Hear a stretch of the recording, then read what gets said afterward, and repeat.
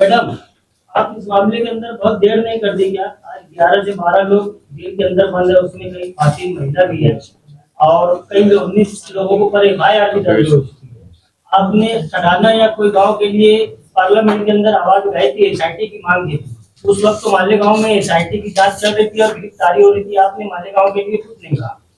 मैंने मालेगांव के लिए प्रश्न डाला है और लेकिन उनको झटका जरूर मिला है। मैडम, वही झटके का हमारे यहाँ पे नहीं, ऐसे झटके बहुत जगह मिले, मालेगांव में मिले, ऐसा नहीं।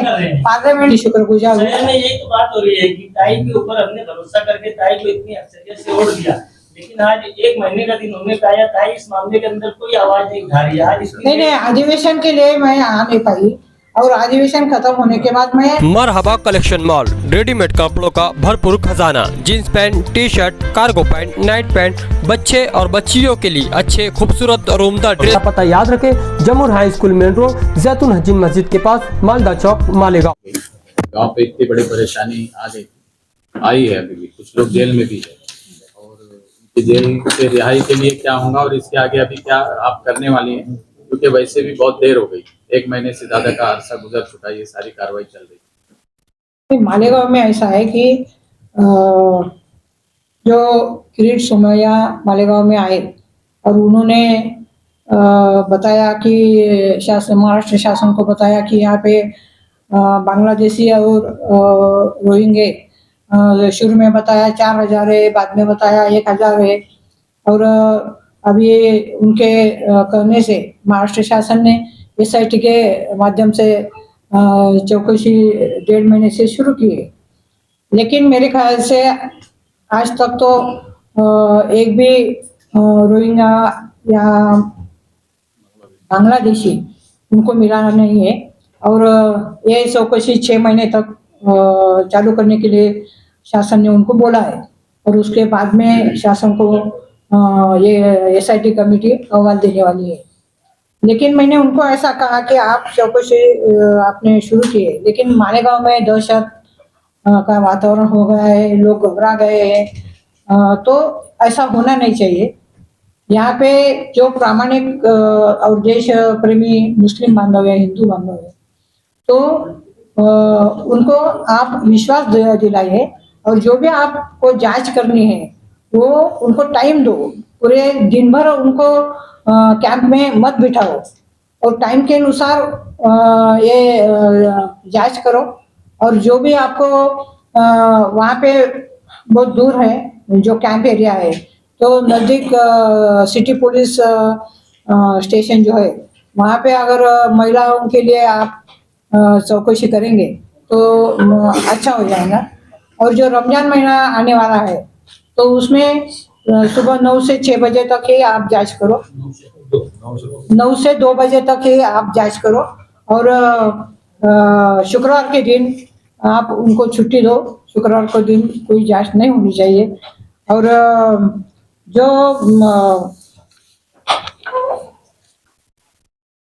स्पेलिंग मिस्टेक या कोई टेक्निकल पॉइंट से कागज पत्र में कुछ आपको गलती दिखते है तो उनके ऊपर गुनाह दाखिल मत करो।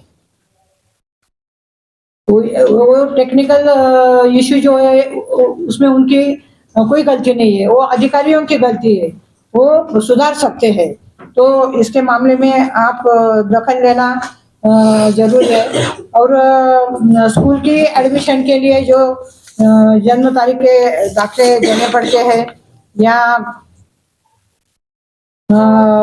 एडमिशन के लिए, नौकरी के लिए, बदली के लिए, पेंशन के लिए और जो शासकीय योजना जो रहती है उनके लिए भी दाखिले देने पड़ते हैं। और हज यात्रा को जाने के लिए भी आवश्यक कागज पत्र होनी चाहिए, तो वो जन्म दाखिले उनको तत्काल देना चाहिए। अभी महाराष्ट्र शासन से एक GR यहाँ पे आया है, तो वहाँ पे जन्म के दाखिले के ऊपर उन्होंने स्टे दिया है, पूरे महाराष्ट्र में दिया है, वो सिर्फ मालेगांव में नहीं है। तो हम मंत्री महोदय से हम मिलेंगे और उनको बोलेंगे कि जो 1 साल से 8 साल के जो बच्चे हैं तो उनके जन्म के जो दाखिले हैं स्कूल के लिए तो उनके ऊपर स्टे मत दीजिए, उनको दाखिले देने दीजिए। मैडम, आप इस मामले के अंदर बहुत देर नहीं कर दी क्या? आज 11 से 12 लोग जेल के अंदर बंद है, उसमें कई खासी महिला भी है और कई 19 लोगों को पर FIR भी दर्ज हो चुकी है। आपने सटाना या कोई गांव के लिए पार्लियामेंट के अंदर आवाज उठाई थी, SIT की मांग की। उस वक्त तो मालेगांव में SIT की जांच चल रही थी और गिरफ्तारी हो रही थी, आपने मालेगांव के लिए कुछ नहीं कहा। मैंने मालेगांव के लिए प्रश्न डाला है और 377 भी डाला है। वो अभी फिर से 10 तारीख से सेशन चालू होने वाला है, वो वहाँ पे लग सकता है।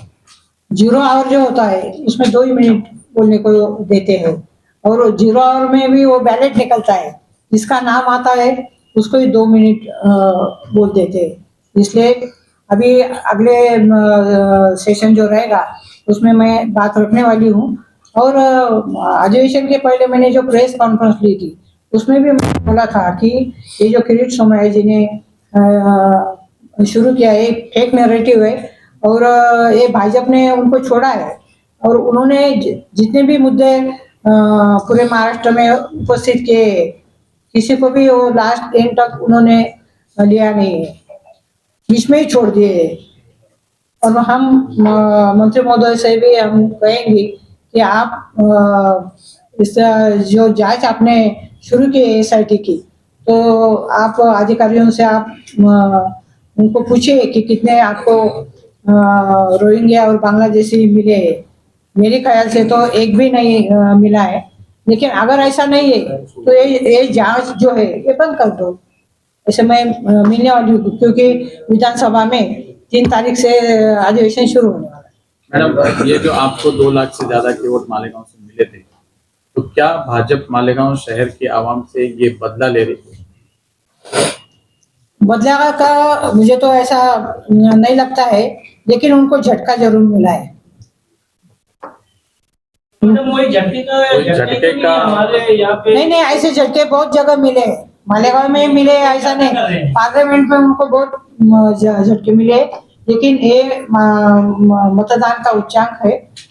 वो मालेगांव पर ने मेरे ऊपर जो विश्वास डाला है, जो मोहब्बत मुझ पे की है, जो महिला उनके ज्यादा से ज्यादा वोट मिले हैं, जो भाइयों के वोट मिले, मैं उनकी शुक्रगुजार हूँ। शहर में यही तो बात हो रही है कि ताई के ऊपर हमने भरोसा करके ताई को इतनी अक्सरियत से वोट दिया, लेकिन आज 1 महीने का दिन होने का आया, ताई इस मामले के अंदर कोई आवाज नहीं उठा रही है। आज नहीं, अधिवेशन के लिए मैं आ नहीं पाई और अधिवेशन खत्म होने के बाद मैं सीधी यहाँ पे आई हूँ मालेगांव में। मैं नासिक में भी नहीं गई, कल शिव जयंती थी, सब यानी छुट्टी थी, इसलिए आज मैंने अधिकारियों के साथ मीटिंग की।